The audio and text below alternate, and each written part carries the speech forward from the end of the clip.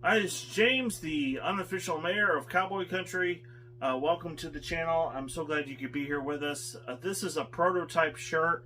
It says I'm from Cowboy Country. I'm going to try to work on getting some shirts made, make some merchandise available. We'll see what happens. I've got a lot on my plate. I just literally started my PhD program in history, and I was watching some of the videos, the lectures. So I've got a lot on my plate, but I'm committed to making sports content for the people on this channel.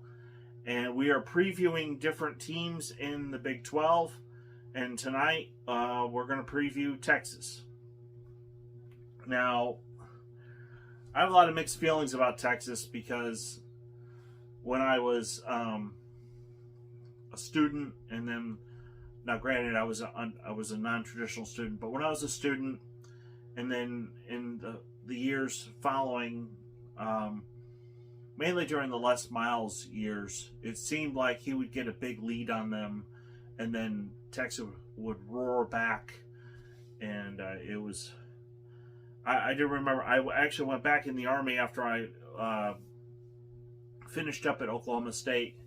I was actually here in the area of Fort Hood, and I went back up for homecoming 2005, and Texas had Vince Young, but we were up 24-9, and I was really excited. I was a big fan of also Guy, the quarterback. I loved his tenacity. Just loved the way he played, and he never quit. He always gave his best effort. And then, of course, Texas roared back and won that game 49-24. But times are different. When they got rid of Mac Brown, I think it was a huge mistake. And they've had a couple different coaches since then. And they've got to find the right guy. And if they don't believe it, I think they need to give Sark a couple years to really work and get his players in there to work his system. Now, I'm going to give you 3 reasons why I think Texas could be better this year, and I'm going to give you 3 reasons why I think they may not be so good. So, here we go. Number 1, and I've mentioned this in a couple other videos about Texas, their running backs, starting with Bijan Robinson. Last year, he had over 200 yards against OU. He carried the ball 195 times for 1,127 yards, at 11 touchdowns and 5.8 yards per carry. By the way, this is my source, Phil Steele's magazine. I want to quote my sources. But he had an elbow injury towards the end of the year. But Rashawn Johnson took over. He had 96 carries for 569 yards, and actually had 5.9 yards per carry.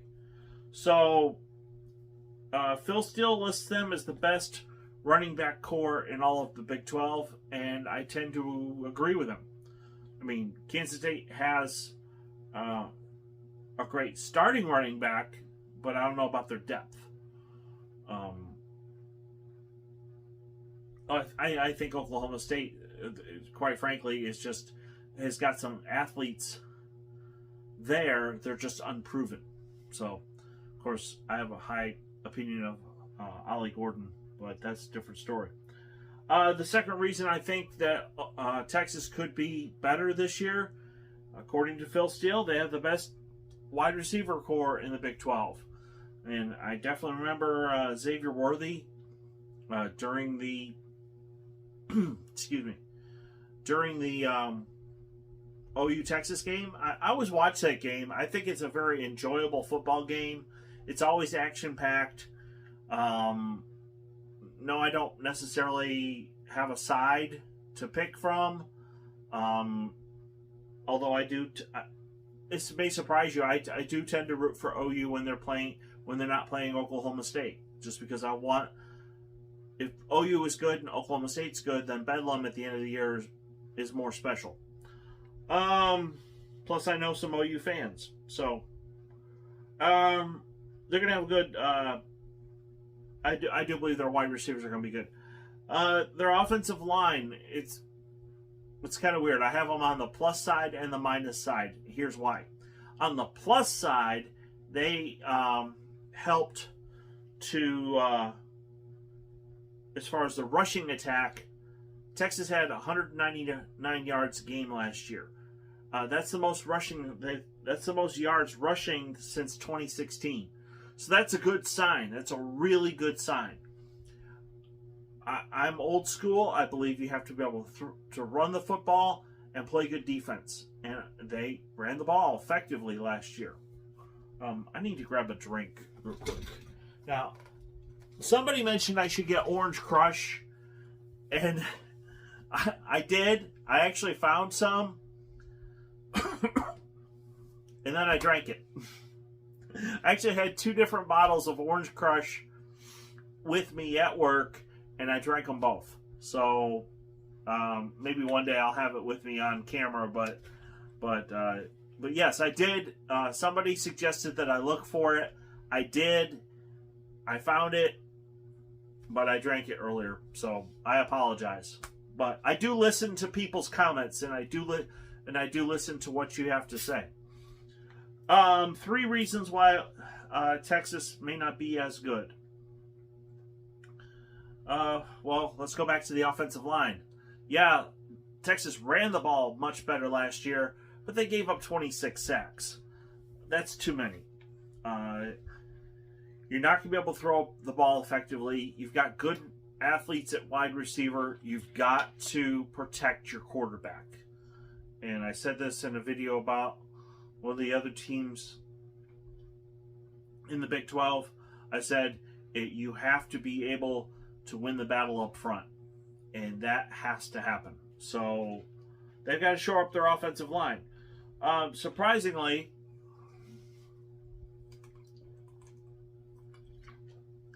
the second thing that I'm worried about with Texas is that they lost their kicker. Oh, you're like, well, what's the big deal about that? Cameron Dicker, I know he's known as Dicker the Kicker and all that stuff. He scored the most points and kicked the most field goals of any kicker in Texas history. That's going to be hard to replace. It's really nice when you're driving down the field, you get to your opponent's 30-yard line, you get to their 25, and something happens. Bad pass. You get a holding penalty.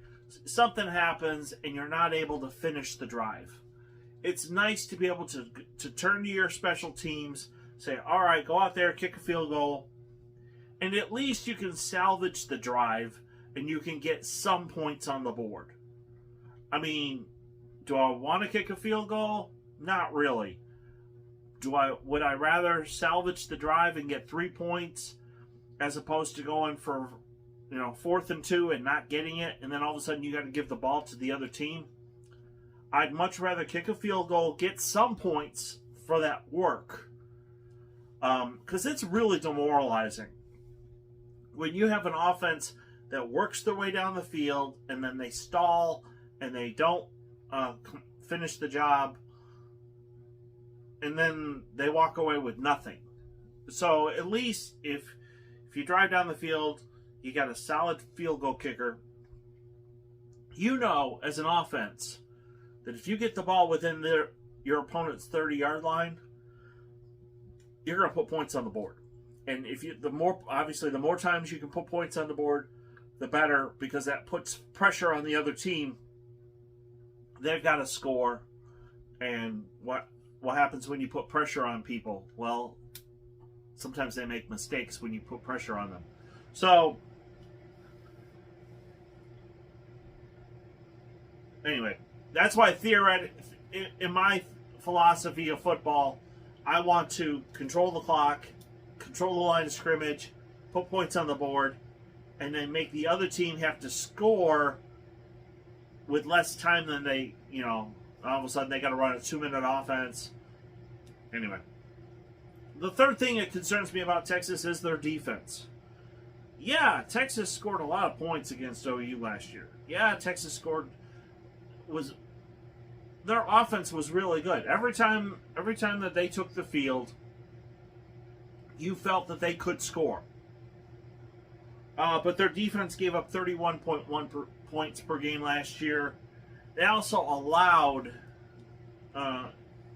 202 yards. Excuse me. They allowed 202 yards of rushing per game. So they ran the ball effectively on the offensive side, but on the defensive side, they gave up way too many rushing yards. And that's not okay. And to be honest, I'm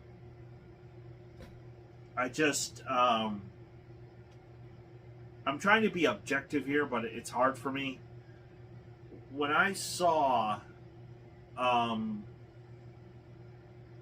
Oklahoma State had the ball, I remember this quite vividly because it was the day of my wedding, and I wasn't feeling good, so I actually left the reception early. They had the ball. Oklahoma State had the ball. They were up by a couple points. And it was like the play that they scored the winning, the touchdown that sealed the deal. It was almost like Texas allowed them to score. That concerns me. If I'm a Texas fan, I would have a huge problem with that. Because I want my guys to give 100% effort every single time. You never just... Excuse me, I'm sorry, it's really late and I need to get to bed. You never allow another team to score. Now, if they got the ball at your 10-yard line and you force them to kick a field goal instead of allowing them to score a touchdown, yes, that's a good thing. That's a really good thing. But what Texas did last year against Oklahoma State when they allowed OSU to score, it looked like they really allowed them to score. That's not good. I just can't agree with that coaching mentality. Sark better get his act together or he's going to end up out. And quite frankly, if I'm Texas, the only person that I would bring in to replace Steve Sarkisian is if I could get Urban Meyer to come back into college football. He didn't do well in the pros, but Urban Meyer won a national championship at Florida. He won a national championship at Ohio State. If I could get Urban Meyer to come into Texas, to Austin, Urban Meyer's won in the SEC, so going to the SEC is not a problem for Urban Meyer. That would be the only reason I would get rid of Sarkisian. They may not be world beaters this year, but my advice to Texas is to be patient and let this guy bring in his players. And really, he needs to shore up his offensive and defensive lines. So they can rush the ball better and allow less rushing yards. So anyway, that's my review of Texas. I'll probably do either Texas Tech or TCU tomorrow. I really want to save Baylor, OU, and Oklahoma State for the last schools. So thank you for watching. I really appreciate you guys and gals. And as always, go Pokes. And I will see you later. Bye.